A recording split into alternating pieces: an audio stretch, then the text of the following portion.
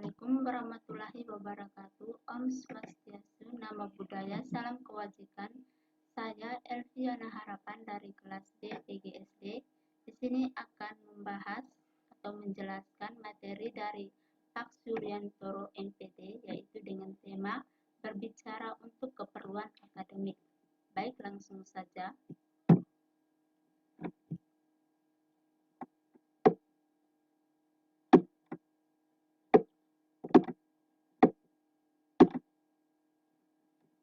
Hampir dapat dipastikan bahwa kehidupan kita sehari-hari tidak lepas dari kegiatan berbicara atau komunikasi antara seseorang atau satu kelompok dengan kelompok lain.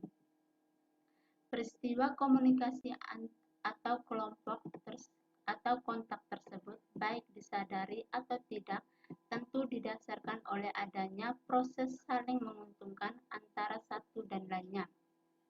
Pada hakikatnya, berbicara adalah keterampilan dengan bahasa yang bersifat produktif. Salah satu ciri khusus berbicara ialah fana atau transitory. Kefanaan dalam arti ini berarti keberlangsungannya yang terbatas. Hal itu menjadi karakteristik bicara sehingga sulit memberikan penilaian untuk berbicara. Tapi tentu ada teknik-teknik dalam penilaian berbicara dalam pembelajaran. Berbicara itu adalah kemampuan yang berkompleks yang sekaligus melibatkan beberapa aspek. Aspek-aspek tersebut yang telah menggambarkan dan perkembangannya beriringan dengan perubahan dan pergantian mas atau sama,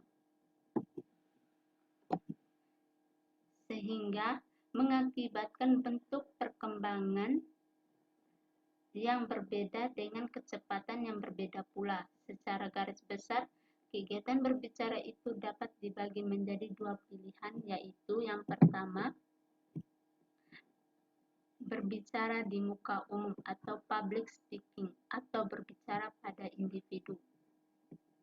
Dan yang kedua yaitu berbicara pada konferensi atau berbicara dalam kelompok yang meliputi yang pertama yaitu seminar kelompok, baik formal atau tidak formal. Dan yang kedua yaitu prosedur parlementer. Dan yang ketiga yaitu debat. Nah, adapun beberapa konsep berbicara untuk keperluan akademik. Yang pertama yaitu memerlukan persiapan dan keterampilan. Yang kedua yaitu berada dalam lingkungan akademik atau lembaga pendidikan. Dan yang ketiga yaitu pembicaraan dilandaskan pada ilmu pengetahuan atau hal-hal yang bersifat ilmiah.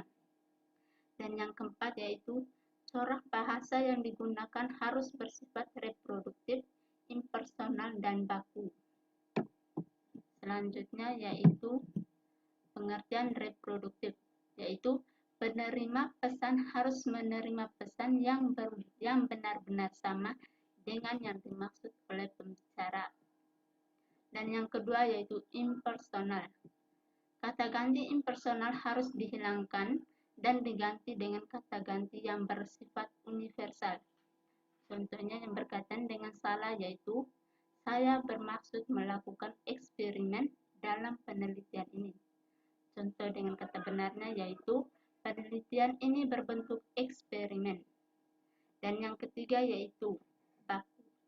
Baik dalam struktur kalimat, kosakata maupun pelafalan bahasa karena dalam situasi resmi. Adapun persiapan berbicara. Persiapan berbicara terdiri atas 3 langkah yaitu yang pertama meneliti masalah. Dengan pertama yaitu menentukan maksud. Yang kedua menganalisis pendengar dan situasi. Yang ketiga memilih dan menyempitkan topik. Dan yang kedua yaitu menyusun uraian. Yang pertama yaitu mengumpulkan bahan. Dan yang kedua yaitu membuat kerangka uraian. Yang ketiga menguraikan secara nyaring. Dan yang selanjutnya yaitu mengadakan latihan dengan cara berlatih dengan cara nyaring.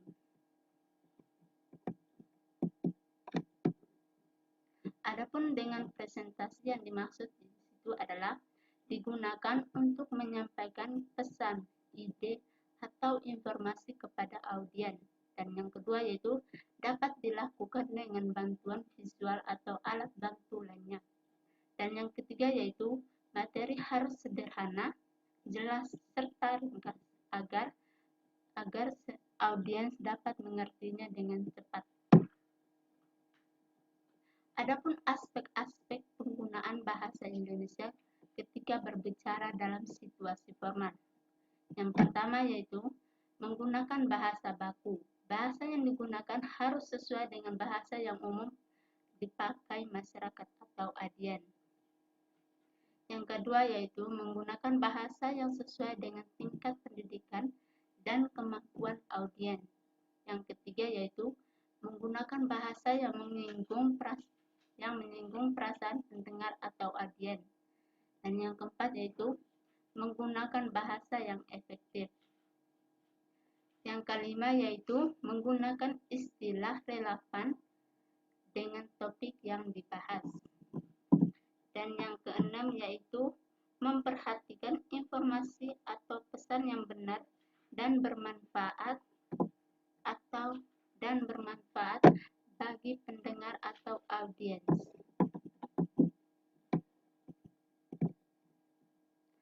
Terima kasih atas penjelasan materi. Jika ada salah kata, saya mohon maaf. Wassalamualaikum warahmatullahi wabarakatuh. Om Swastiastu, Namo Buddhaya, Salam Kebajikan.